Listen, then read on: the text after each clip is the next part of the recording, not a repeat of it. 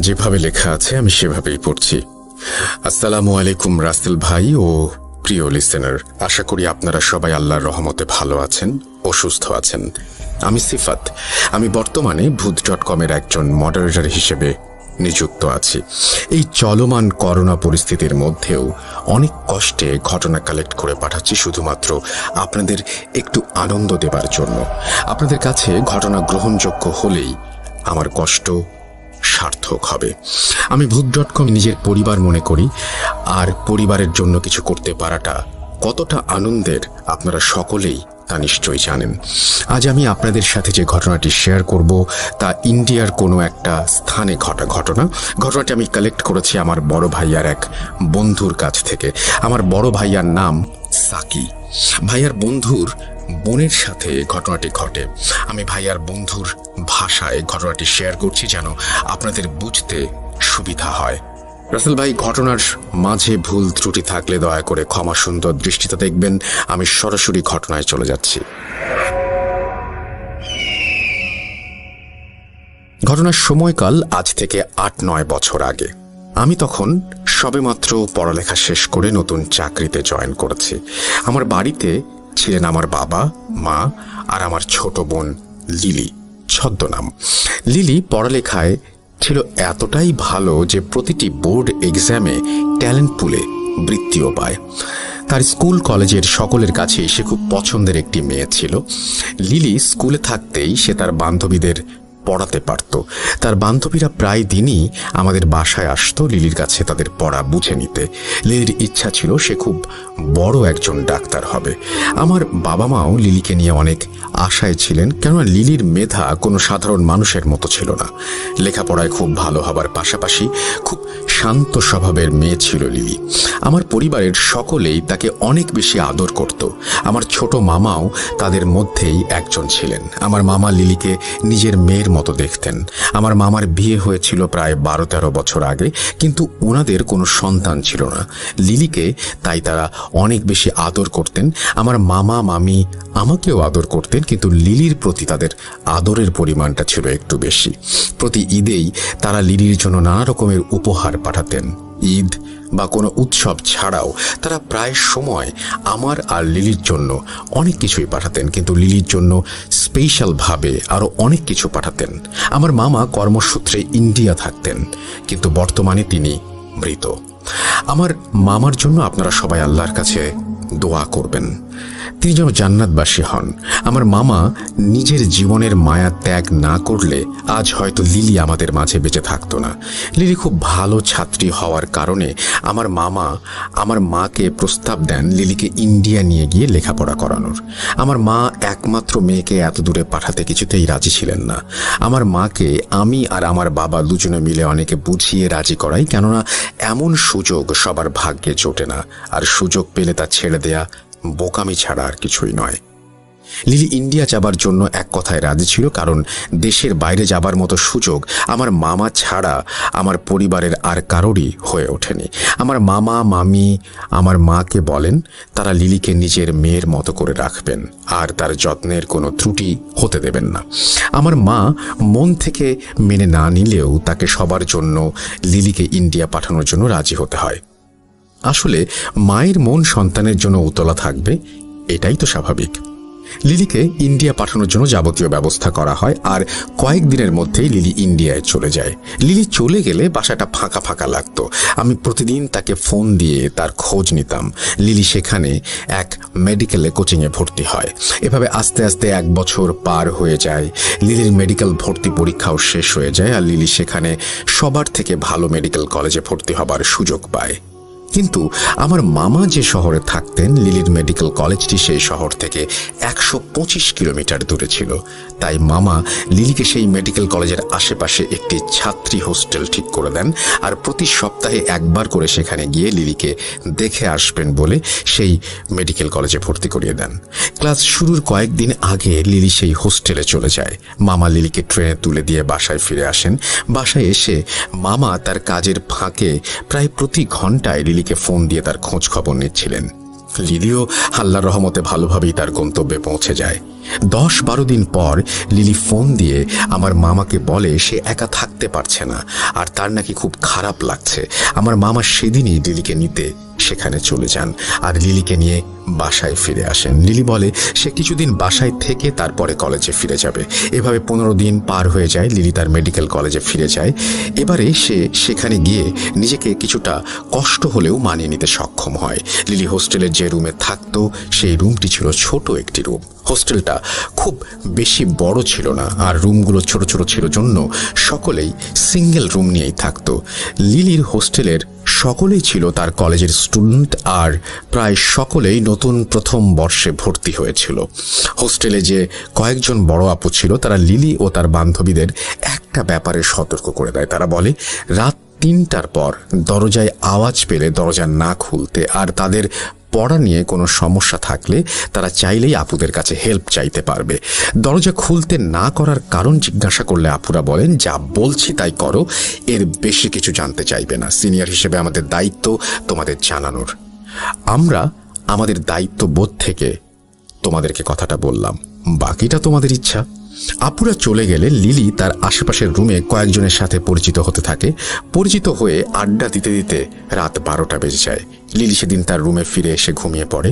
পরদিন থেকে নিয়ম করে কলেজে যাওয়া, ক্লাস করা, ক্লাস থেকে ফিরে এসে বান্ধবীদের নিয়ে রান্না করা, খাওয়া, এসবের পর বাকি সময় লিলি লেখাপড়া নিয়ে ব্যস্ত থাকত।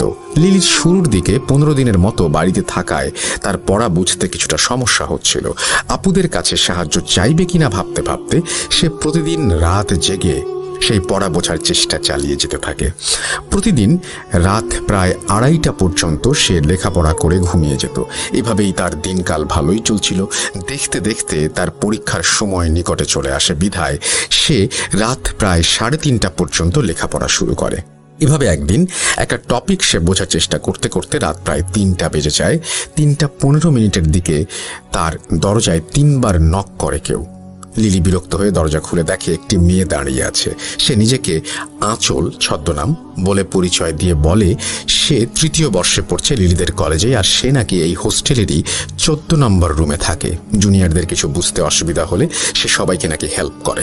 তখন লিলির মনে পড়ে যায় আপুদের কথা। আপুরা বলেছিল কোনো বিষয় নিয়ে তাদের কাছে হেল্প চাওয়া যাবে। লিলি মনে মনে একটু খুশি হলো। সে আঁচলকে ভেতরে এনে বসিয়ে তার কিছু পড়া বুঝতে সমস্যা হয় বলায় আঁচল তাকে সবকিছু খুব সহজে আর সুন্দরভাবে বুঝিয়ে দেয়। লিলি খুব খুশি হয় বড় আপুর কাছে সাহায্য পেয়ে। বাসায় ফোন দিয়ে সে আঁচলের কথা জানায়। আমাকে ফোন দিয়েও আঁচলের অনেক প্রশংসা করত লিলি। আঁচল আস্তে আস্তে তাকে রোজ পড়াতে আসতো। লিলির সাথে আঁচল মাঝে মাঝেই নিজের লাইফের কিছু ঘটনা শেয়ার করতো। সে বলেছিল তার নাকি বিয়ে হয়ে গেছে আর তার 7 বছরের একটি মেয়ে আছে। তার হাজব্যান্ড কয়েক বছর আগে নাকি রোড অ্যাক্সিডেন্টে মারা যায়। এরপর থেকে আঁচল টিউশন পড়িয়ে নিজের আর মেয়ের খরচ বহন করে। তাকে লিলি জিজ্ঞাসা করে সে এখানে তার মেয়েকে ছাড়া একা কেন আছে। আঁচল লিলিকে বলে তার মেয়ে তার বাবা মার কাছে থাকে। এভাবেই তারা নিজেদের সুখ দুঃখের কথা একে অপরের সাথে শেয়ার করত। আস্তে আস্তে লিলির সাথে আঁচলের অনেক ভালো সম্পর্ক তৈরি হয়। লিলি অনেকটাই আঁচলের ওপর নির্ভরশীল হয়ে পড়ে। কিছুদিন পর কলেজে এক আপুর সাথে বসে লিলি কিছু পড়া বুঝে নিচ্ছিল। সে দেখে দূরে আঁচল দাঁড়িয়ে তার কিছুটা অভিমান নিয়ে তার দিকে তাকিয়ে আছে। লিলির বিষয়টা খারাপ লাগে। তখনই সেখান থেকে উঠে হোস্টেলে চলে আসে। সেদিন রাতে আঁচল আর লিলির কাছে আসেনি। লিলি ভেবেছিল আঁচল হয়তো রাগ করেছে তাই আসেনি। সে একবার আঁচলের রুমে গিয়ে তার সাথে কথা বলবে ভেবে 14 নম্বর রুমের সামনে গিয়ে দেখে রুমে তালা দেয়া। অনেক রাত হওয়ায় সে আরও কারো কাছে কিছু জিজ্ঞাসা করার সুযোগ পায়নি। পরের দিন সকালে আঁচলকে সে কলেজের ক্যান্টিনের একটি চেয়ারে বসে থাকতে দেখে তার কাছে গিয়ে গত রাতে কেন আসেনি বা কেন রুমে ছিল না সেটা জানতে চায়। আঁচল মুচকি হেসে বলে তার মেয়ের জন্মদিন, সেজন্য সে বাড়ি গিয়েছিল, তাই সে আসতে পারেনি। লিলি আঁচলকে আজ আসতে বলে কেননা তার পরীক্ষার জন্য কিছু পড়া বাকি ছিল যা বুঝতে তার সমস্যা হচ্ছিল। আঁচল তাকে আসবে জানিয়ে তার ক্লাসে দেরি হয়ে যাচ্ছে বলে ক্লাসে চলে যায়। লিলিও ক্লাসে যাবার জন্য চেয়ার থেকে উঠে দাঁড়াতেই দেখে তার কয়েকজন বান্ধবী তার কাছ থেকে কিছুটা পেছনে দাঁড়িয়ে আছে। লিলিকে তারা মজা করে বলতে থাকে সে কার সাথে কথা বলছিল। লিলি উত্তরে বলে সে আঁচল আপুর সাথে কথা বলছিল। এই কথা শুনে তার বান্ধবীরা হাসতে থাকে। তারা বলে কানে ইয়ারফোন লাগিয়ে একা একা এখানে বসে সে আপুর সাথে কথা বলছিল, এইটা তারা মানতে নারাজ। লিলি মনে করে তার বান্ধবীরা তার সাথে মজা করছে, তাই সেও হাসাহাসি করতে করতে ক্লাসে চলে যায়। ক্লাস করে রুমে ফিরে আসে লিলি। সেদিন রাতে আঁচল তাকে পড়াতে আসে। আঁচলকে তার প্রতি কিছুটা বিরক্ত দেখাচ্ছিল। লিলি কারণ জানতে চাইলে আঁচল বলে সে কেন আরেকজনের কাছে তার সমস্যা নিয়ে গেছে, আর কেনই বা লিলি তার বান্ধবীদের কাছে আঁচলের কথা বলেছে। লিলিকে সে বলে তার বান্ধবীদের সাথে না মিশতে আর অন্য কারো কাছে হেল্প না চাইতে। লিলি কিছুটা অবাক হলেও সে তার কথা মেনে নেয়, কেননা সে বাড়ি থেকে এত দূর এসেছে শুধুমাত্র লেখাপড়ার জন্য। লিলি আরও খেয়াল করতে থাকে আঁচল যখনই তার রুমে আসতো তখনই রুমের তাপমাত্রা কমে যেত আর খুব হালকা একটা বাজে গন্ধ তার নাকে ভেসে আসতো। সে আঁচলকে জিজ্ঞাসা করলে আঁচল বলতো সে কোনো গন্ধই পাচ্ছে না। লিলি মনের ভুল ভেবে ব্যাপারটাকে পাত্তা দেয়নি। কিছুদিন পর আঁচল এসে বলে সে 4 দিনের জন্য বাড়িতে যাবে, কারণ তার মেয়ে কিছুটা অসুস্থ। লিলি আঁচলকে তার ফোন নাম্বার দিতে বললে আঁচল জানায় সে ফোন ব্যবহার করে না আর তাকে চিন্তা করতে মানা করে, কেননা সে ঠিক 4 দিন পরই নাকি ফিরে আসবে। লিলির পরীক্ষা থাকায় আঁচল তাকে গুরুত্বপূর্ণ কিছু টপিক পড়ার জন্য বলে যায়। লিলি পরের দিন পরীক্ষার হলে গিয়ে দেখে আঁচল তাকে যা যা পড়তে বলেছিল হুবহু তাই পরীক্ষায় এসেছে। লিলি এসব দেখে অনেক বেশি খুশি হয় আর পরীক্ষা দিয়ে রুমে চলে আসে। এভাবে 4 দিন পার হয়ে 5ম দিন লিলি আঁচলের জন্য অপেক্ষা করতে থাকে, কিন্তু আঁচল ফিরে আসে না। পরের দিন ক্লাস হলে আঁচল এসেছে কিনা দেখার জন্য লিলি 14 নম্বর রুমের সামনে যায় আর গিয়ে দেখে রুমে তালা ঝুলছে। আঁচলের রুমের সামনে লিলিকে দেখে এক বড় আপু এসে তাকে জিজ্ঞাসা করে সে এই রুমের সামনে কেন দাঁড়িয়ে আছে। লিলি তাকে জানায় সে আঁচল আপুকে খুঁজতে এসেছে। এই কথা শুনে লিলির সাথে থাকা বড় আপুর মুখের রং উড়ে যায়। সে দ্রুত লিলিকে নিয়ে তার রুমে এসে তাকে তার ফোন থেকে একটি মেয়ের ছবি বের করে দেখায়। ছবি দেখিয়ে তাকে জিজ্ঞাসা করে ছবির এই মেয়েকেই কি সে খুঁজছে। লিলি ছবি দেখে ছবির মেয়েটিকে চিনতে পারে, কেননা ছবিটি ছিল আঁচলের। লিলির সাথে থাকা আপু তখন আরেক আপুকে ফোন দিয়ে এনে লিলিকে জিজ্ঞাসা করে কখনো কি রাত 3টার পর লিলির দরজার সামনে এসে কেউ নক করেছিল কিনা। লিলি সম্মতি দিলে তারা লিলিকে আতঙ্ক নিয়ে জিজ্ঞাসা করে সে রুমের দরজা খুলেছে কিনা। লিলি পুনরায় সম্মতি দিলে দুজন আপু ভয়ে একে অপরের দিকে তাকিয়ে থাকে। কি হচ্ছে বুঝতে না পেরে লিলি আতঙ্কিত হয়ে বলে আপনারা আমাকে এসব জিজ্ঞাসা করছেন কেন? কি হয়েছে আমাকে বলুন, চিন্তায় আমার গলা শুকিয়ে যাচ্ছে। প্লিজ আর আমাকে আধারে রাখবেন না, বলুন কি হয়েছে। দুজন আপুর মধ্যে একজন লিলিকে পানি খেতে দিয়ে তার পাশে বসে আর বলে যা বলছি তা শুনে তোমার বিশ্বাস নাও হতে পারে, কিন্তু যা বলছি তার সবকিছুই সত্য। 14 নম্বর রুম প্রায় 2 বছর যাবৎ বন্ধ। এই রুমে অনেক বছর আগে এক আপুর রহস্যজনক মৃত্যু হয়। এরপর অনেক দিন এই রুম বন্ধ ছিল। কয়েক বছর পর এক আপু আসেন যার নাম ছিল আঁচল। আপু 3য় বর্ষে পড়ার সময় এই রুমে আসেন। আপু যখন 3য় বর্ষে পড়তেন আমরা তখন 1ম বর্ষে কেবল ভর্তি হয়েছিলাম। আপু খুব ভালো মানুষ ছিলেন। তিনি টিউশন করাতেন আর মাঝে মাঝে আমাদের রাতে পড়াতেন, কিন্তু কয়েকদিন পর হঠাৎ কোনো এক কারণ ছাড়াই তিনি সুইসাইড করেন। এরপর থেকে নতুন কেউ এই হোস্টেলে এলে রাত 3টার পর অনেকেই দরজায় নক শুনতে পেত। নক শুনতে পেয়ে এই হোস্টেলের 2 জন দরজা খুলে দেখে এক আপু তার দরজার সামনে দাঁড়িয়ে আছে আর কোনো সাহায্য লাগলে তাকে জানাতে বলে। যে 2 জন দরজা খুলেছে তাদের কেউ আর বেঁচে নেই। সেজন্যই তোমাদের মানা করেছিলাম রাত 3টার পরে দরজা না খুলতে। হোস্টেল কর্তৃপক্ষ নিষেধ থাকায় আমরা তোমাদের এসব জানাইনি, কিন্তু সাবধান করেছিলাম তোমাদেরকে। তুমি যত দ্রুত সম্ভব বাসায় চলে যাও, এখানে থাকলে কি হবে আমরা কিছু বলতে পারছি না।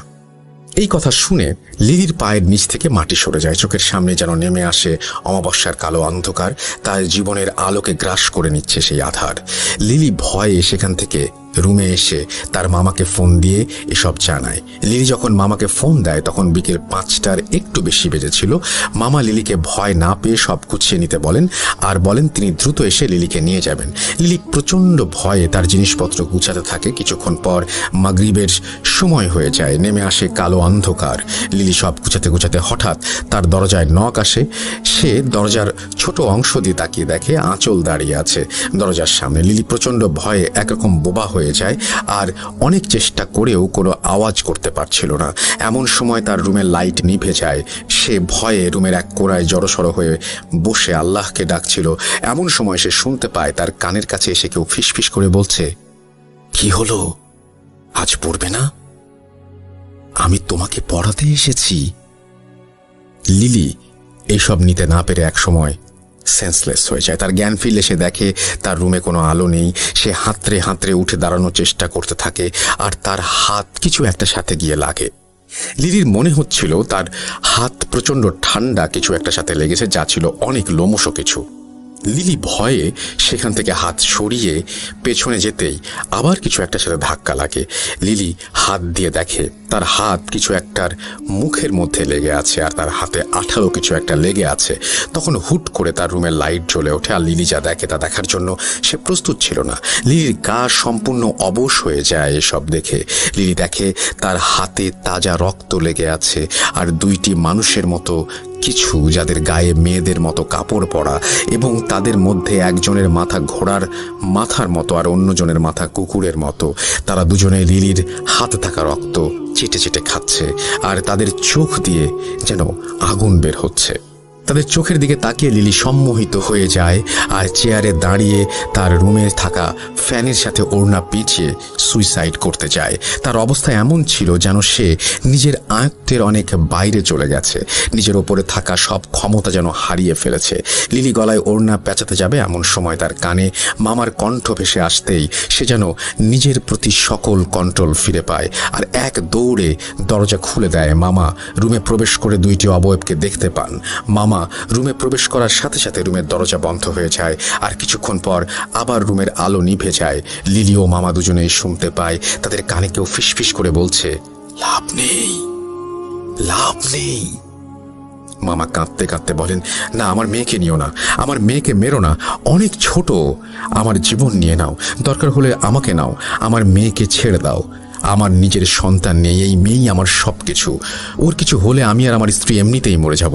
এর থেকে আমাকে মেরে আমার মেয়েকে যেতে দাও, দয়া করে আমার মেয়েকে তোমরা মেরো না।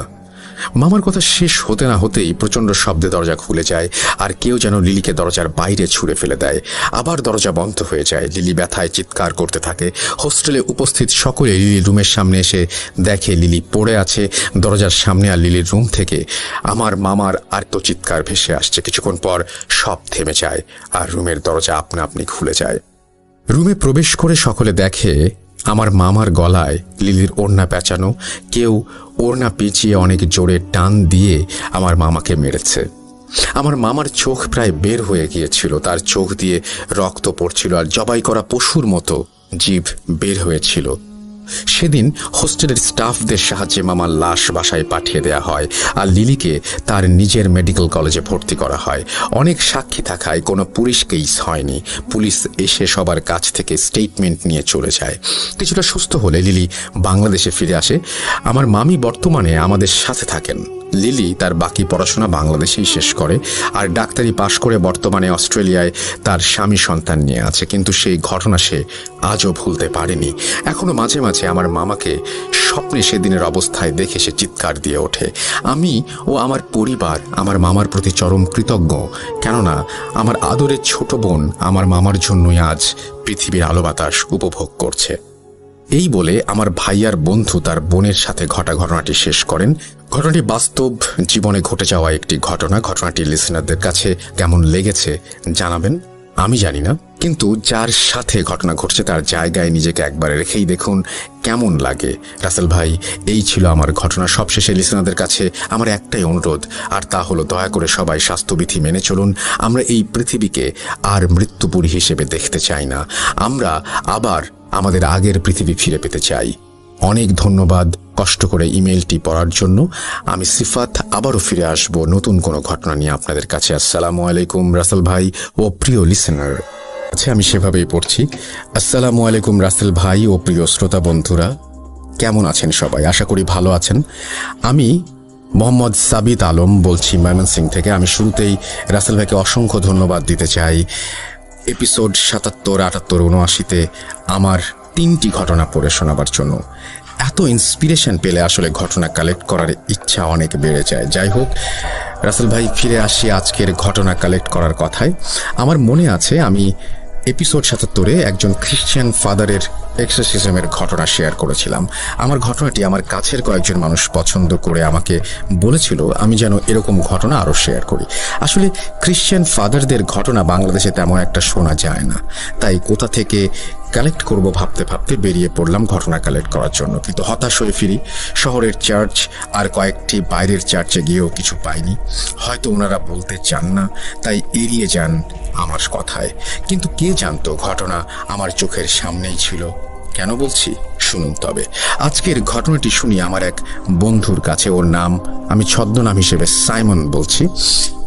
আমি ঘটনা খুঁজতে খুঁজতে ক্লান্ত হয়ে একদিন আমাদের গ্রুপ চ্যাটে মেসেজিং করছিলাম। তখন হঠাৎ করে সাইমনের আইডি আমার চোখে পড়তেই ওকে মেসেজ করি এবং বলি যে ওর কাছে কোনো ঘটনা আছে কিনা, কারণ সেও একজন খ্রিশ্চান। ও বলে 10 মিনিট পর আমাকে কল করবে। কিছুক্ষণ পর সে আমাকে কল করে বলল যে তার কাছে তার গ্র্যান্ডফাদার অর্থাৎ তার দাদুর একটা ঘটনা রয়েছে যা ঘটেছিল 60-এর দশকে। তার দাদা এখন বেঁচে নেই, কিন্তু সাইমন আমাকে বলেছে তার দাদা জীবদ্দশায় এমন অনেক ঘটনা বহুবার তার নাতনি নাতনিদের বলেছিলেন। আমি তৎক্ষণাৎ সাইমনকে দেখা করতে বলি। সাইমন রাজি হয়ে যায়। সে আগামীকাল অর্থাৎ 2 আগস্ট সন্ধ্যায় আমার সাথে দেখা করবে বলে জানায়।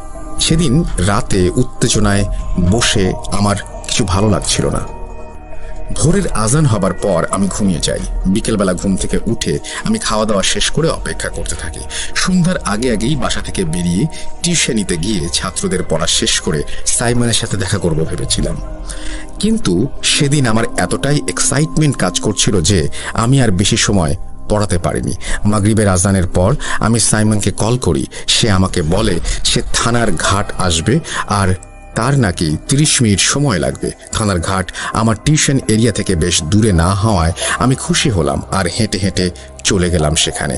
থানার ঘাটে পৌঁছে আমি আমার পরিচিত চায়ের দোকান থেকে চা বানিয়ে নিয়ে নদীর পাড়ে একটা সিঁড়িতে বসে চা খাচ্ছিলাম। যেহেতু লকডাউন তাই শহরের ভেতর দেখা করা যায়নি। কিছুটা নিরিবিলি হওয়ায় থানার ঘাট আমার বেশ ভালো চয়েস বলে মনে হলো। এদিকে মানুষও কিছুটা কম থাকায় ঘটনা শুনতে বেশ সমস্যা হবে ভেবে আমি খুশি হচ্ছিলাম।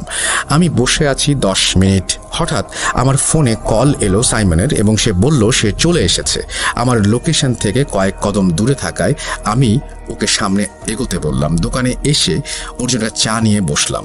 সাইমন এলো, কুশল বিনিময় করে চা খেতে দিলাম আর জিজ্ঞাসা করলাম ওর দাদার ঘটনা কি। ওকে এও বলি যে আমি ভূত.com-এ ঘটনাটি শেয়ার করব, তার অনুমতি আছে কিনা। সে তখন আমাকে একটাই শর্ত দিল যে তার নাম তার জায়গা গোপন রেখে আমি যদি শেয়ার করতে পারি তবেই সে আমাকে ঘটনাটি বলবে।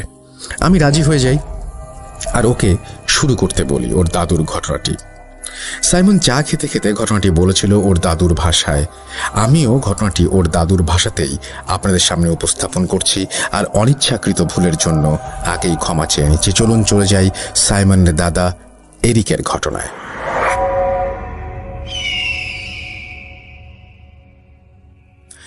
আমার নাম এরিক। আমার বাবা একজন কৃষক ছিলেন আর উনি ছোটবেলা থেকেই ওনার বাবা অর্থাৎ আমার দাদুর কাছ থেকে কবিরাজি দীক্ষায় দীক্ষিত হয়েছিলেন।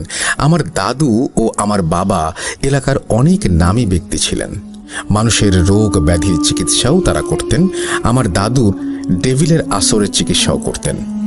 আমার বাবা দাদুর কাছ থেকে শিখে একই সাথে তারা দুজন মিলে এই কাজগুলি করতেন। বিনিময়ে ওনারা কোনো টাকা পয়সা না নিয়ে ভাতের চাল, ধান এবং শাকসবজি নিয়ে থাকতেন। গ্রামের মানুষও তাদের ওপর বেশ খুশি ছিল। একদিন গ্রামে এক ভিনদেশী লোকের আগমন ঘটে, একজন শয়তানের পূজারীর। সে আমাদের এলাকার চার্চ থেকে কিছুটা দূরে তার আস্তানা করে বসে। কবিরাজ গ্রামে এলে তাকে সেখান থেকে তাড়ানোর মতো সাহস কারো ছিল না, কারণ তার নাকি কিছু অলৌকিক ক্ষমতা রয়েছে। সে মানুষের ইচ্ছা নাকি পূরণ করে দিতে পারত, আর সে যার ইচ্ছা পূরণ করত তাকে নাকি খুব বড় কিছু বা খুব কঠিন কিছু দিয়ে সেই ইচ্ছের দাম চুকাতে হতো। আর তার বাসস্থান সে খুব ভয়ঙ্করভাবে সাজিয়েছিল বলে সবাই বলতো। ছনের ঝুপড়ির ছাদের ওপর শিংওয়ালা কোনো এক কঙ্কালের মাথা পতাকার মতো একটি স্ট্যান্ডে লাগানো ছিল। সেই কবিরাজ সেখানে একা থাকলে আশেপাশের মানুষ গেলে শুনতে পেত সে অনেকগুলো মানুষ একসাথে মন্ত্র পড়লে যেমন শোনা যায় ঠিক তেমন শোনা যেত। আর ঝুপড়ির ঘরের চারপাশে সাদা কোনো কিছুর গুঁড়োর ঘের দেওয়া ছিল, আর ঘেরের ওপর আগুন জ্বালিয়ে রাখা হতো। আর তার বাসস্থান সামনে দিয়ে গেলে অনেকেই শুনতে পেত কেউ ফিসফিস করে তার নাম ধরে ডাকছে আর ফিসফিস করে বলছে, এসো আমার কাছে, যা চাইবে তাই পাবে, এসো এসো এসো আমার কাছে। এসব শুনে মানুষ ভয় সেখানে যেত না। এদিকে গ্রামের এক দম্পতি ছিল। আমাদের আদিবাসীরা মাতৃতান্ত্রিক হওয়ায় বাবার নামে কম লোকে চিনত, তাই সেই দম্পতি স্ত্রীর নামে অর্থাৎ মেরি দম্পতি হিসেবে সবাই চিনত। মেরি দম্পতির বিয়ের 7-8 বছরেও তাদের কোনো সন্তান ছিল না, কিন্তু তারা প্রচণ্ড ধর্মভীরু হওয়ায় নিয়মিত চার্চে গডের আরাধনা করত আর ভালো ভালো কাজ করত। কিন্তু এক পর্যায়ে গডের ওপর তারা রুষ্ট হয়ে যান আর চলে যান সেই শয়তানের পূজারীর কাছে, কারণ এত আরাধনার পর গড তাদের কোনো সন্তান দেননি। কিন্তু তারা জানতেন না যে গডের ওপর আস্থা হারিয়ে তারা শুধু নিজেদের বিপদই না, পুরো গ্রামের জন্য বিপদ ডেকে এনেছেন। তারা সেই শয়তানের পূজারীর কাছে একটি বাচ্চার জন্য আকুল আবেদন করতে থাকে, আর সেই কবিরাজ তাদের সাহায্য করবে বলে জানায়। কিন্তু এর জন্য তাকে খুব বড় একটি কঠিন কিছু করতে হবে সেটা জানায়। সন্তান প্রাপ্তির প্রবল ইচ্ছায় তারা কি দিতে হবে না ভেবে কবিরাজের কথায় রাজি হয়ে যায়। কবিরাজ তাদের 1 মাস পরে চন্দ্রগ্রহণের সন্ধ্যায় আসতে বলে, আর কিছু জিনিসের কথা বলে যা তাদের জোগাড় করে আনতে বলা হয়। সেগুলো ছিল সদ্য জবাই করা মহিষের মাথা, কেরোসিন তেল, ভেড়ার লোমের সলতে আর একটা সম্পূর্ণ সাদা ছাগলের বাচ্চা যার বয়স 5 মাসের বেশি হওয়া যাবে না। মীর দম্পতি সব জোগাড় যন্ত্র করে চন্দ্রগ্রহণের সন্ধ্যায় সেই কবিরাজের কাছে যায়। কবিরাজ তাদের একটি গোল বৃত্তে বসতে বলে। তারা বৃত্তে বসার পরে কবিরাজ সেই মহিষের মাথা কেরোসিন তেলে ডুবিয়ে রাখে, আর কিছুক্ষণ পর সেটি তুলে বৃত্তের মাঝে ভেড়ার লোমের সলতে দিয়ে মুড়িয়ে সেখানে আগুন ধরিয়ে দেয়। এরপর কিছু রিচুয়াল করে সেই সাদা ছাগলটিকে স্যাক্রিফাইস করে। 2টা মাটির পেয়ালায় রক্ত রেখে সেই আগুন থেকে কিছুটা ছাই তুলে পেয়ালায় মিশিয়ে খেতে বলে। খাওয়া শুরুর আগে কবিরাজ তাদের বলে যখন সময় আসবে সে তাদের কাছে তার পাওনা চাইবে, আর সেই পাওনা তাদের দিতেই হবে। কিসের পাওনা জিজ্ঞেস করলে কবিরাজ বলেন তাদের সন্তান হবে কবিরাজের রিচুয়ালের মাধ্যমে, তাই তার পেমেন্ট হিসেবে তাকে কিছু দিতে হবে, কিন্তু কি দিতে হবে সেটি নাকি কবিরাজ সময় এলেই চাইবে।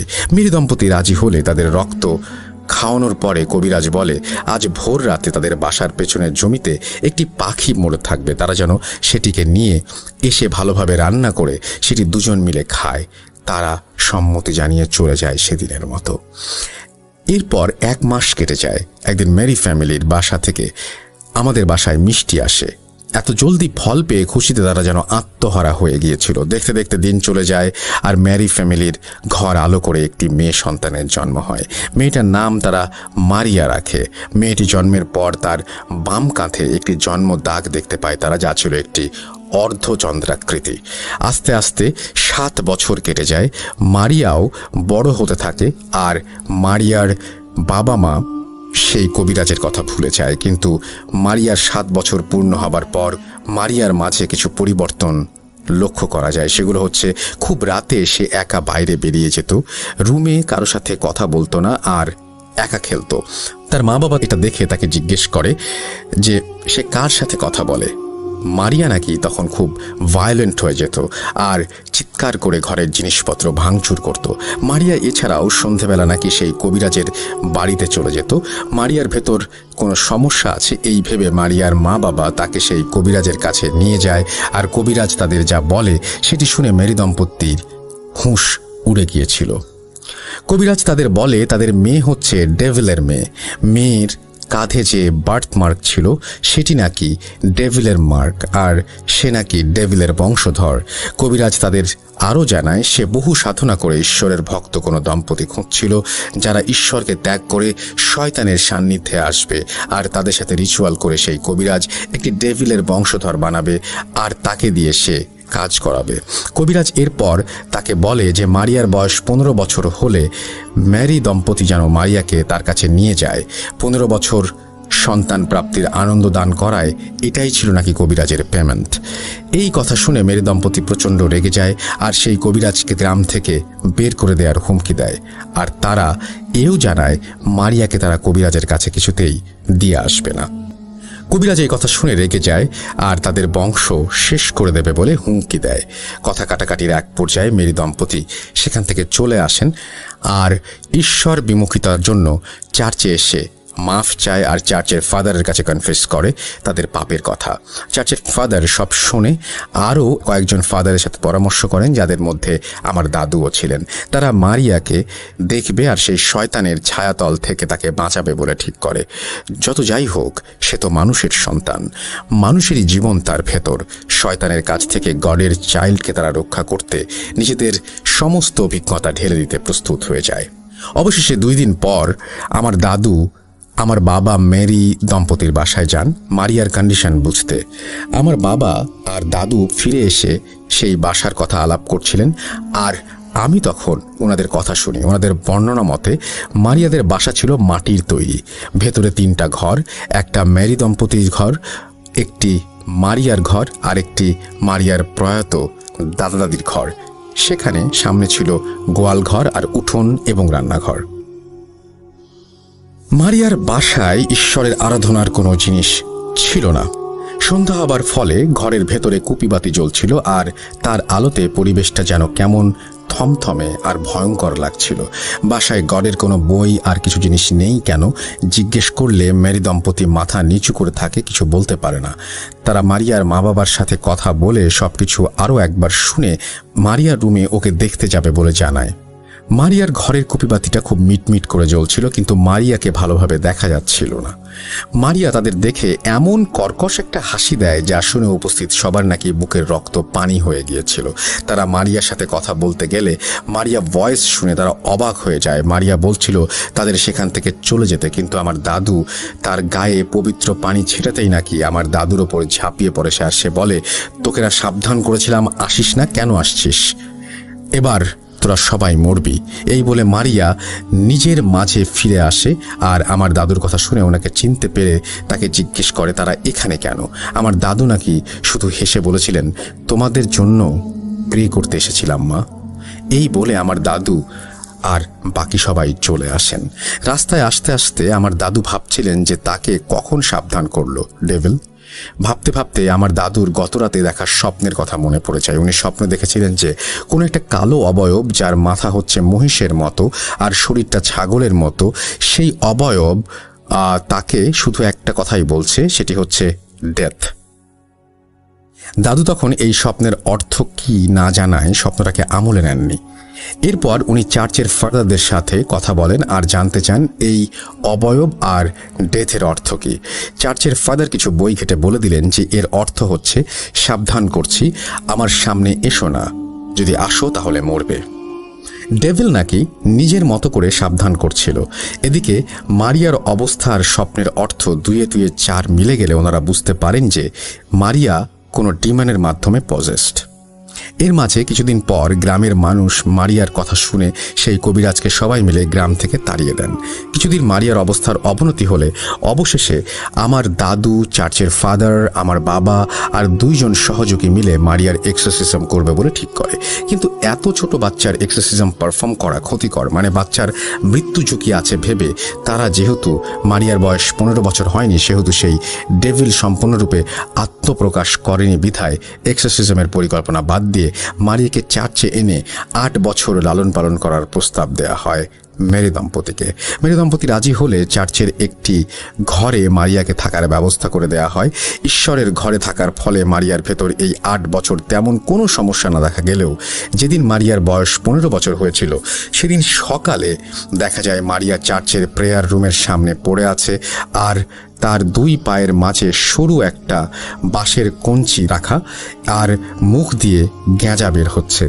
মারিয়াকে সুস্থ করতে আমার দাদু কাজে লেগে যান। উনি চিকিৎসার পাশাপাশি কবিরাজি করতেন, চিকিৎসা ছিল তার মূল কাজ। এদিকে মারিয়ার বয়স 15 বছর হবার দিন সেই কবিরাজ কোথা থেকে যেন মেরি দম্পতির বাসায় ফিরে আসে, আর মারিয়াকে সে চাইতে থাকে। গ্রামের মানুষ জড়ো হয়ে কবিরাজকে বাধা দিবে, এমন সময় মারিয়া কোথা থেকে যেন চলে আসে সেই কবিরাজের সামনে, আর মারিয়ার চেহারা আর ওর গলার আওয়াজ একেবারে পাল্টে গিয়েছিল। সেই সময় মারিয়াকে দিতে অস্বীকৃতি জানানোর অপরাধে মারিয়া শুরুতে নিজের বাবা মার সামনে দাঁড়িয়ে 2 হাত দিয়ে চড়ে ওর বাবার মাথায় চড় দিয়ে ফেলে দেয়। মারিয়ার বাবার কান আর নাক দিয়ে প্রচণ্ড রক্ত বের হচ্ছিল, আর তা দেখে মারিয়ার মা অজ্ঞান হয়ে যান। এদিকে গ্রামবাসী ক্ষুব্ধ হয়ে কবিরাজকে গণপিটুনি দিতে গেলে কবিরাজ কোনোভাবে পালিয়ে বেঁচে যায়। কিছুদিন পর চার্চের ফাদার এসে মারিয়াকে কয়েকজনের সাহায্যে রুমে নিয়ে গিয়ে বেঁধে ফেলে, আর আমার দাদুকে বাসায় ডাকতে আসেন। এদিকে আমার দাদুর অবস্থা ছিল অনেকটা খারাপ। মারিয়ার চিকিৎসা করার সময় আমার দাদু অজ্ঞান হয়ে গিয়েছিল, কিন্তু কেন সেটি আমি কখনো তার কাছ থেকে শুনিনি, বা আমার দাদুও আমার কাছে কোনোদিন সেটা বলেনি।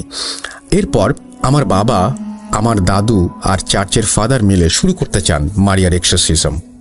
মারিয়াকে তার ঘরে 4-5 জন পুরুষ মিলে ধরে রেখেছিল, কিন্তু কিছুতেই তাকে কন্ট্রোল করা যাচ্ছিল না। অবশেষে আমার দাদু আর ফাদার মিলে বিছানার চারপাশে ঘের দিয়ে সেই ঘেরের ভেতর একটু শাবল মাটিতে পুঁতে দেন, আর মারিয়া একেবারে চুপ হয়ে যায়।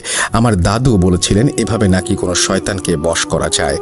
তখন মারিয়াকে জিজ্ঞেস করা হয় সে কেন মারিয়াকে ধরেছে। এই কথা শুনে মারিয়া কথা বলতে শুরু করে। মারিয়ার গলায় শয়তানটি বলছিল তার নাম হচ্ছে নারুস। নারুস নাকি মারিয়ার ভাই। এই কথা শুনে উপস্থিত সবাই অবাক হয়ে যায়, আর এর মানে জিজ্ঞাসা করে। মারিয়া বলতে থাকে কবিরাজের দেয়া রক্ত আর জমিতে পড়ে থাকা পাখির মাংস খেয়ে তারা নাকি নারুসকে আহ্বান করে, কিন্তু ততদিনে মেরি দম্পতি অলরেডি নাকি প্রেগনেন্ট ছিল মারিয়ার সাথে। তাই নারুস নাকি জন্ম নিতে পারেনি, কিন্তু যমজ হিসেবে মারিয়ার সাথে একই শরীরে বসবাস করতে শুরু করে। এই কথা শুনে সবাই ভয় পেয়ে যায়, আর আমার দাদু বাইবেল হাতে ভার্স পড়া শুরু করেন। উনি বারবার মারিয়ার সামনে ক্রস আঁকছিলেন, আর নিজের গলায় থাকা ক্রস মারিয়ার শরীরে লাগাচ্ছিলেন, আর মারিয়া আর্তচিৎকারে ভেসে যাচ্ছিল এলাকা। হঠাৎ প্রবল বৃষ্টি শুরু হয়, আর ঘরের কুপিবাতি বাতাসের ঝটকায় নিভিনুভু হয়ে পড়ে। এরপর একজন গিয়ে সেই বাতির পাশে হাত দিয়ে সেটিকে জ্বলতে সহায়তা করে। সম্পূর্ণ এলাকাটাতে যেন হাজার হাজার কণ্ঠ ফিস ফিস করে বলছে, গড এখানে নেই, গড এখানে নেই। এরপর চার্চের ফাদার আর আমার দাদু দুজন মিলে আমার বাবা আর সবার সাহায্যে মারিয়াকে চার্চের ভেতরে নিয়ে আসার পরিকল্পনা করেন। যথারীতি মারিয়াকে চার্চে আনা হয়, আর আনতে গিয়ে আমার দাদুর 1 পায়ের মাঝে বাঁশের ছোট কঞ্চি ঢুকে যায় এবং তিনি আহত হন, কিন্তু উনি হাল ছেড়ে দেননি। চার্চে এনে মারিয়ার এক্সোরসিজম করা হয়, কিন্তু কয়েক ঘন্টা চেষ্টা করেও তাকে সুস্থ করা যায়নি। মারিয়াকে চার্চের প্রেয়ার ঘরে রাখা চেয়ারে বেঁধে তাকে গডের নামে চলে যেতে বলা হয়, কিন্তু সে যাবে না বলে জানায়। অবশেষে সবাই মিলে বাইবেলের ভার্স পড়ে মারিয়াকে মাঝখানে রেখে বৃত্তাকার ভাবে দাঁড়িয়ে অনেক রকম কাজ করার পরে এক সময় নারুস কিছুটা দুর্বল হয়ে পড়ে। আরেকটু পর মারিয়ার আওয়াজ শোনা যায়। সবাই ভাবে মারিয়া হয়তো সুস্থ হয়ে গেছে। আমার দাদু তার হাতে একটি তাবিজ বেঁধে মারিয়ার ফাদারকে বলেন, এই তাবিজ যেদিন হাত থেকে খুলবে সেদিন আর কিছুই করার থাকবে না। এরপর মারিয়াকে চেয়ার থেকে খুলে বাসায় নিয়ে আসতে গেলে মারিয়া সবাইকে ধাক্কা দিয়ে ছিটকে ফেলে দেয়, আর কোথায় যেন চলে যায়, আর সবার কানে বাজে ভাবে হাসার আওয়াজ শোনা যায়, কিন্তু হাসির আওয়াজটা কোথা থেকে আসছে সেটা কেউ বুঝতে পারছিল না। হঠাৎ আমার দাদুর পা কিছু একটাতে জড়িয়ে ধরে এবং কেটে যাওয়া অংশটা নখের আঁচড় দিয়ে কামড় বসিয়ে দিয়ে মাংস চিরে খেতে শুরু করে। আমার দাদু চিৎকার দেয় এবং সবাই মারিয়াকে ধরে আবার চেয়ারে বসাতে গেলে মারিয়া সবাইকে ধাক্কা দিয়ে ফেলে কোথায় যেন চলে যায়। এরপর থেকে মারিয়াকে আর কোনোদিন গ্রামে দেখা যায়নি। এরপর আমার দাদু আমার বাবাকে বলেন হাত চালান দিতে। হাত চালান কি সেটা একটু বলি। দোয়া ও কিছু নির্দিষ্ট কাজের মাধ্যমে মাটিতে হাত দিয়ে ব্ল্যাক ম্যাজিকের কোনো একটা ইনস্ট্রুমেন্ট খুঁজে বের করা, অর্থাৎ কোনো কিছু একটা পড়ে মন্ত্রতন্ত্র পড়ে এটা করা। কারণ যদি হাত চালানে মারিয়াকে পাওয়া যায়, আমার বাবা হাত চালান দিয়ে চার্চ থেকে একটু দূরে একটা জায়গায় অজ্ঞান হয়ে যায়। সেই জায়গা খুঁড়ে একটি মরা পাখি পাওয়া যায়। এরপর সেটিকে চার্চে এনে আগুনে পুড়িয়ে ফেলা হয়, কিন্তু মারিয়াকে আর কখনো খুঁজে পাওয়া যায়নি। লোকমুখে শোনা যায় যে কালো ঘোমটা দিয়ে মারিয়াকে মাঝে মাঝে নাকি গ্রামে দেখা যেত, কিন্তু সেটি মারিয়াই কিনা সে বিষয়ে কেউ সার্টেনলি কিছু বলেনি। মারিয়ার বাবা মারিয়া ওইভাবে মরে যাবার পর থেকে পাগল হয়ে যায় আর রাস্তায় রাস্তায় ঘুরে বেড়াতেন উনি। মারিয়ার মা সবকিছু নিজ চোখে দেখে পাথর হয়ে গিয়েছিলেন। মানুষের বাসায় ভিক্ষা করে খেতেন, কিন্তু কখনো ভিক্ষার জন্য উনি কারো কাছে কিছু চাইতেন না, চুপ করে থাকতেন। আর আমার দাদুর পায়ের অংশে মারিয়ার কামড়ের পর সেই অংশ পৌঁছে গিয়ে 1 মাসের মাঝে আমার দাদুও মারা যান। ডেভিল আমার দাদুকে স্বপ্নে সাবধান করেছিল, কিন্তু দাদু বুঝেননি, তাই আজ উনি আমাদের মাঝে নেই। ডেভিল তার ওয়ার্নিং পূরণ করে দেখিয়েছিল। সাইমন তার দাদু এরিকের মুখে তার দাদু অর্থাৎ এরিকের দাদুর ঘটনা শুনে নাকি এরিক দাদুকে জিজ্ঞাসা করেছিল যে সে কবিরাজি করে কি না, কারণ সাইমন ছোটবেলা থেকেই শহরে বড় হয়েছে আর গ্রামে বেশি একটা থাকেনি, তাই তার জানা ছিল না। সাইমনের কথা শুনে তার দাদু এরিক হেসেছিল, কিন্তু কিছু নাকি বলেনি। সাইমনের ঘটনা শেষ হবার পর আমি আর সাইমন দুজনে আবার চা নিয়ে দোকানে বিল পরিশোধ করে চলে আসি। কিন্তু আস্তে আস্তে আমি ভাবছিলাম, একজন দাদুর নিজের দাদুর ঘটনা অর্থাৎ পরদাদুর ঘটনা কিভাবে লিখি আমি। অবশেষে যতটুকু পেরেছি লেখার ট্রাই করে লিখে পাঠিয়ে দিলাম রাসেল ভাই।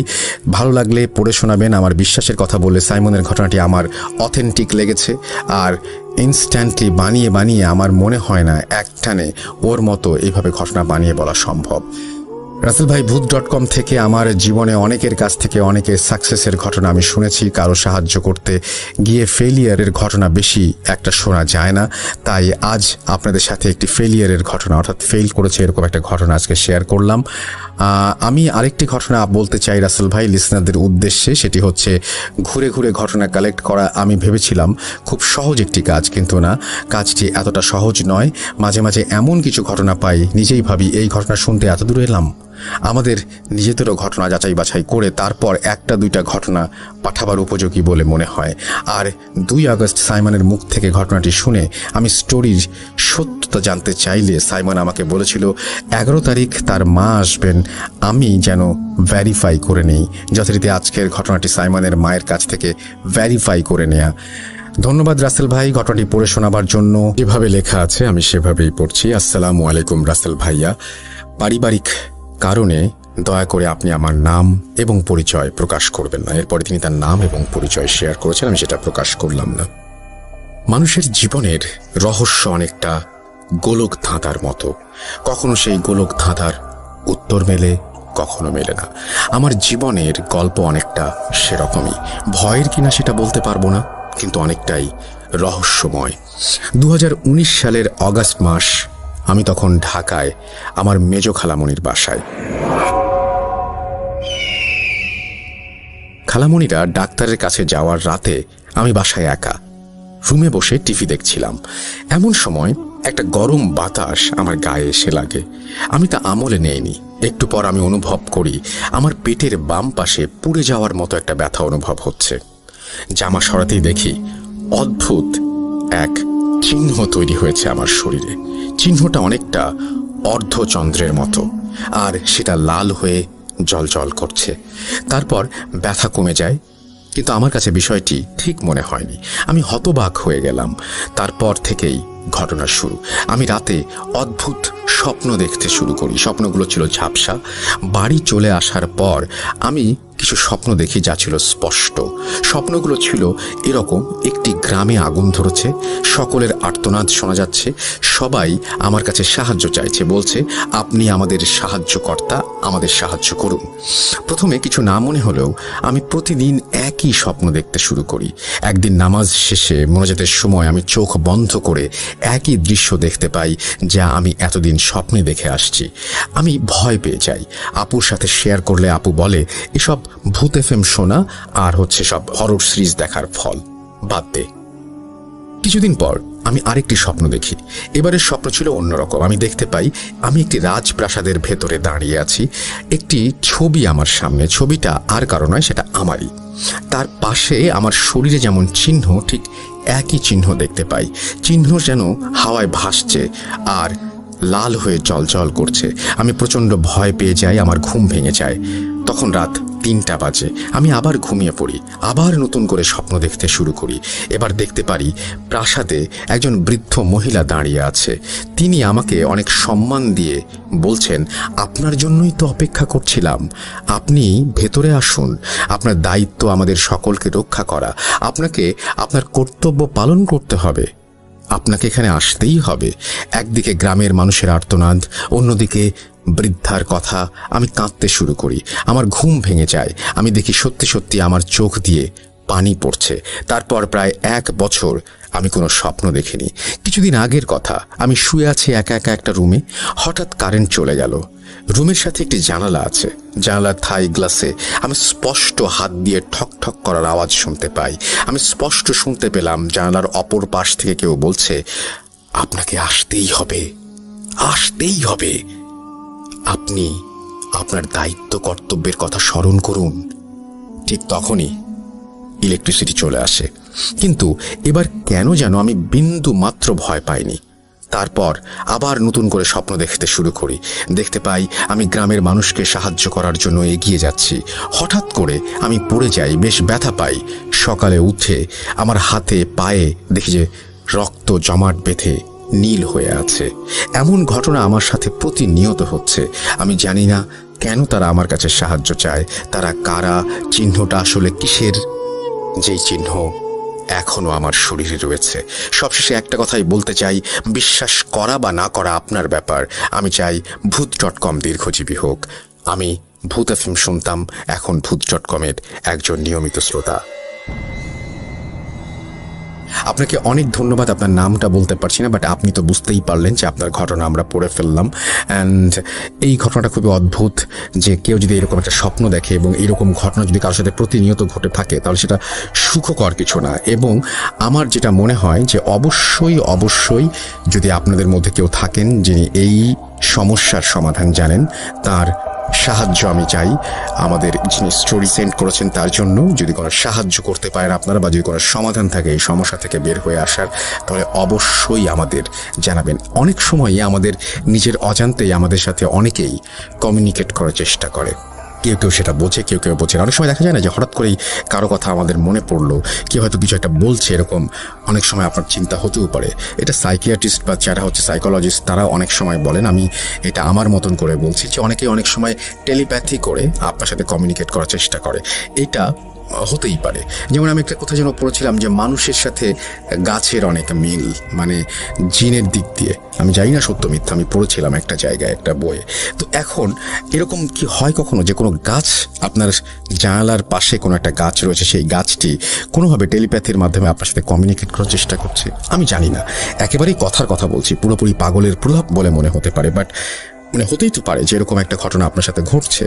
সেক্ষেত্রে আপনি কি করবেন? বা কেউ আপনাকে আসলে কোনো কিছু জানাতে চাইছে টেলিপ্যাথির মাধ্যমে, সে হয়তো এই ভুবনের কেউ, বা সে হয়তো অন্য কোনো পৃথিবীর, কিন্তু সে কমিউনিকেট করার চেষ্টা করছে আপনার সাথে। তখন আপনি কি করবেন?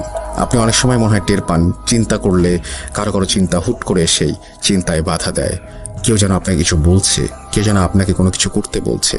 আপনি তখন সহসাই বলেন, আমার মন বলছে এটা করা উচিত। কোনো সময় আপনি আপনার মনের সাথে কথা বলেন। খুব অদ্ভুত কিন্তু ব্যাপারটা। আমি জানি যে এরকম অসংখ্য ঘটনা আপনাদের কাছেও আছে। যদি থাকে তাহলে লিখে পাঠান আমাদের কাছে।